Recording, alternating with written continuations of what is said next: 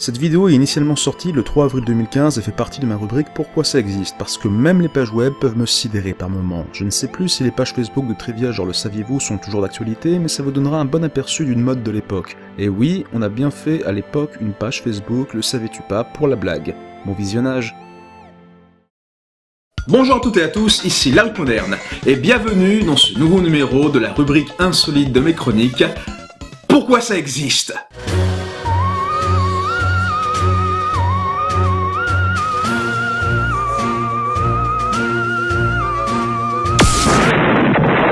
Je pense qu'on est tous d'accord pour dire qu'on tombe vraiment sur de la merde en allant sur Facebook. À partir du moment où on commence à avoir une liste d'amis qui dépasse 10, 20, 30 personnes, on a un fil inondé par des appâts à clics et autres conneries putassières. Top 10 des preuves que les années 90 c'était la meilleure époque. Quelle marque de produit de vaisselle es-tu? Fais le test pour savoir. Ce SDF héroïnomane myopathe a trouvé un chien cancéreux affamé. Ce qu'il a fait après va changer votre vie pour toujours.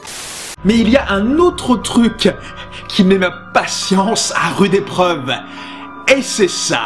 Saviez-vous que si vous arrivez à produire un son plus fort que 1100 décibels, vous créerez un trou noir et détruirez la galaxie? Quoi? C'est quoi la science derrière cette phrase? D'où tu sors ça? Comment ça fonctionne? J'exige des explications! Explique! Je parle bien sûr d'un certain site et groupe Facebook censé, je dis bien censé, partager des anecdotes et connaissances scientifiques et culturelles. Je parle bien sûr du Saviez-vous que, ainsi que de son clone parfait, le Saviez-vous. Franchement, pourquoi ça existe ?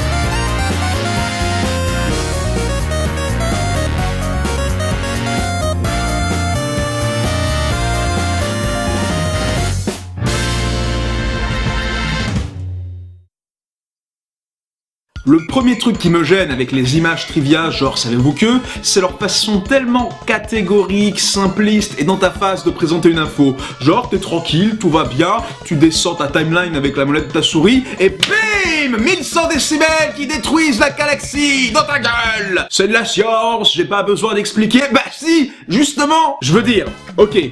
Faut être synthétique dans sa façon de présenter une info pour captiver le plus de monde possible et être compréhensible, voilà, c'est normal. Mais il y a une différence entre être synthétique et écrire des trucs au pifomètre. C'est le genre d'approximation qui fait que tu peux laisser passer des trucs comme ça. Le saviez-vous? La création de GTA V a coûté plus cher que la construction du navire Titanic et la production du film Avatar. Alors oui, mais non. Juste non. Alors effectivement, si tu regardes Wikipédia 2 secondes sans faire gaffe, tu vois que GTA V a coûté entre 260 et 270 millions de dollars, voilà. Mais en développement et marketing, la production d'Avatar, elle, n'a coûté que 237 millions de dollars. Eh oui, que 237 millions. Mais quel prolo ce James Cameron! Sauf que ça, c'est juste la production du film. Parce que si tu rajoutes le marketing, la somme totale, c'est 387 millions de dollars. Eh oui, ça change tout. Et vous allez me dire encore, ah, ça va, c'est pas totalement faux, ça arrive de lire une info un peu trop vite, faut leur laper, sale méchant barbu, va rejoindre tes amis d'État islamiste. Ah mais sauf qu'il y a pire que mal retranscrire une info, c'est extrapoler sur une info. Les champignons dans les jeux Mario sont basés sur une véritable espèce appelée Amanita muscaria qui, lorsqu'ils sont consommés, font croire qu'on est plus grand que la normale. Et alors la marmotte, elle met le chocolat dans le papier d'alu. Mais bien sûr. Alors oui, c'est vrai que l'Amanita muscaria, dite l'amanite tue-mouche, est un champignon vénéneux aux effets hallucinogènes. Mais j'ai beau chercher, je ne vois nulle part ailleurs que ça donne l'impression de grandir. Par contre, il y a d'autres symptômes tout aussi rigolos, comme la nausée, les douleurs abdominales, la perte d'équilibre, le coma, la mort. En fait, ils ont juste vu que c'était hallucinogène et à partir de là, ils ont extrapolé, supposé par-dessus cette idée que logiquement, bah ça doit donner l'impression de grandir quoi. Pourtant, c'est pas spécialement rigoureux comme travail, mais on dirait que ces sites et groupes Facebook cherchent plus à balancer un max d'infos pour ramasser un max de j'aime plutôt que d'apprendre des choses aux gens. Du coup, ça donne des intitulés oméga débiles, un petit peu kikoulol, qui sortent de nulle part, genre... Les loups sont meilleurs en maths que les chiens. Hein? Les orgasmes guérissent du hockey. Je veux bien te croire, mais comment ça marche? Sentir l'épée, c'est bon pour la santé. Comme j'aimerais te voir pourrir en enfer, que tu te décomposes, dévoré par des salvaires. J'ai l'impression de devenir de plus en plus stupide en lisant ces trivia. Ce qui est un peu embêtant vu que le but premier de ces trucs-là, c'est de t'apprendre des choses. Non mais c'est ça en fait, ces intitulés, on dirait des titres d'articles pour le LOL style démotivateur ou combini, censés attirer les clics pour qu'ensuite tu puisses voir le vrai contenu intéressant. Ce qui serait pas un problème hein, pour le saviez-vous que, si il citait ses sources. Dans la bande dessinée Les Tortues Ninja, Raphaël frappe Hitler dans le visage. Ok, c'est très cool. Mais est-ce que ça te creverait le cul de nous dire dans quel numéro c'était, quelle année, quelle référence, quelque chose? Du coup, tu es obligé de chercher par toi-même sur Google ou ailleurs pour savoir ce qu'ils essayent vraiment de t'apprendre. Et pour être sûr aussi qu'ils ne racontent pas de conneries. Par exemple... Le jus d'ananas est 5 fois plus efficace que le sirop contre la toux. Ouf, ok, bon bah pourquoi pas, hein, c'est possible. Hein. En fait, bon, j'ai fait une petite recherche, hein, et le premier site qui parle de ça, c'est un site américain de bien-être et santé qui affiche une grosse bannière disant « Les vaccins ne protègent pas contre les maladies ». Ok, ça commence bien. Ah non, mais je suis très confiant hein, face à la fiabilité de cette source. En fait, il s'avère qu'une étude indienne très sérieuse a prouvé que différents jus de fruits, dont le jus d'ananas mélangé avec du gingembre, du miel et du poivre, avaient des effets très bénéfiques sur les inflammations et les mucus dus à la tuberculose. Donc en fait, ça part d'une vraie info sur laquelle on extrapole et simplifie un max et qu'on essaye de rendre plus sensationnel avec des histoires de 5 fois plus fort que le sirop contre la toux, hein, pour que ça puisse attirer le chaland, quoi. Donc faut faire attention quand même à ce qu'on relaie et la façon dont on présente. Mais quand il n'y a pas d'infos scientifiques et culturelles à relayer, qu'est-ce qu'on fait? Ben, on fait mal son travail. Non, parce qu'il y a des découvertes quasiment tous les jours, et les savoirs accumulés du passé suffisent à faire des trivia pour toute une vie. Mais à la place, on a parfois des horreurs comme ça. Pharrell Williams a été exclu de 3 restaurants McDonald's quand il avait 17 ans parce qu'il était paresseux et volait les nuggets. Oh waouh, je pensais que la vidéo du SDF myopathe avec son chien avait changé ma vie pour toujours, mais là... Tu me touches droit au cœur. Directement dans le Kokoro Senpai. Un photographe amateur a pris cette photo d'une belette chevauchant un pivert et nous pensons que c'est incroyable. Alors écoute, je suis très content pour toi, mais j'en ai toujours rien à foutre. La meilleure façon d'éviter la déception est de ne rien attendre de personne. Attends, mais c'est pas un trivia ça. C'est une morale à 2 balles indigne des bisounours. Si vous ne le demandez pas, vous ne l'aurez pas. Vous pouvez obtenir beaucoup plus de la vie simplement en demandant. C'est tellement guimauve, ça pourrait me donner le diabète. La meilleure façon d'éviter la déception est de ne rien attendre. Non mais c'est la 2e fois que tu l'écris ça, tu peux pas vérifier ce que tu publies des fois? Le sourire ajoute de la valeur à ton visage, l'amour ajoute de la valeur à ton cœur, le respect ajoute de la valeur à ton attitude, et les amis ajoutent de la valeur à ta vie. Putain mais arrête, c'est écœurant. On dirait que c'est pas sincère, on dirait un sketch de Groland pour se moquer de la niaiserie en général. Les larmes ça fait pleurer, les cheveux ça pousse,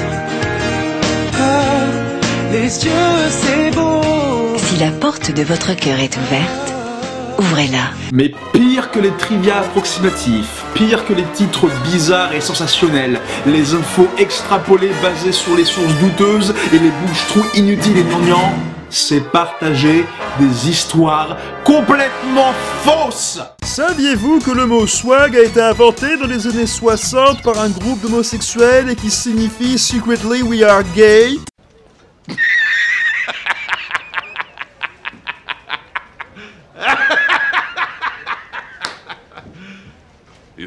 Seigneur Dieu, c'est un canular. Je répète, c'est un canular.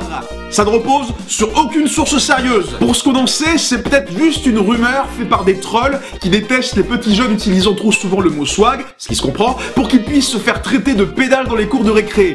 Et vous relayez ces conneries? Plus précisément, les origines de swag peuvent remonter jusqu'en 1595, quand William Shakespeare a utilisé dans sa pièce Le songe d'une nuit d'été le mot swagger, pour désigner une démarche arrogante et fanfaronne. D'ailleurs, dans les jeux Pokémon, l'attaque vantardise s'appelle en anglais swagger, une technique qui augmente les points d'attaque du Pokémon adverse tout en le rendant confus. Exactement comme dans la vraie vie. Quand je vois quelqu'un qui se la pète là avec son swag, eh ben je deviens foudrage et je lui enfonce sa putain de casquette au B dans l'œsophage. Vous voyez, y a pas besoin de mentir pour faire des blagues sur le mot swag. La vérité, ça suffit.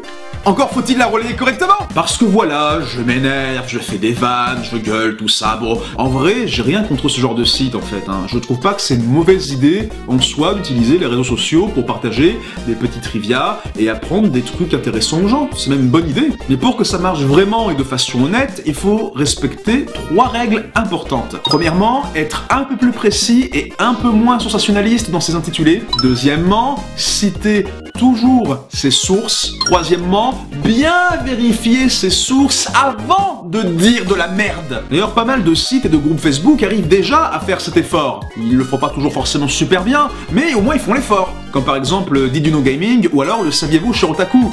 Ça leur arrive des fois de bien se planter, mais j'apprécie quand même l'initiative. De votre côté, soyez prudents, soyez curieux et cherchez vous-même le savoir. Les connaissances sont un bien précieux que nous ne devons pas perdre dans les méandres du temps et du net. Ce serait plonger dans l'obscurantisme à nouveau que de prendre pour argent comptant des choses comme ça. Savais-tu pas que Dracula a vraiment existé dans la Roumanie du XVe siècle? Savais-tu pas que Einstein il a dit que s'il y avait plus d'abeilles, ben ce serait la fin du monde? Savais-tu pas que si on buvait plus de lait, ben on aurait moins de crimes? Savais-tu pas qu'il faut être gentil, pas méchant? C'est pas gentil d'être méchant, c'est mieux d'être gentil. Savais-tu pas que les développeurs de Super Mario, ils ont pris de la drogue? Je t'interdis de finir cette phrase, tu m'entends?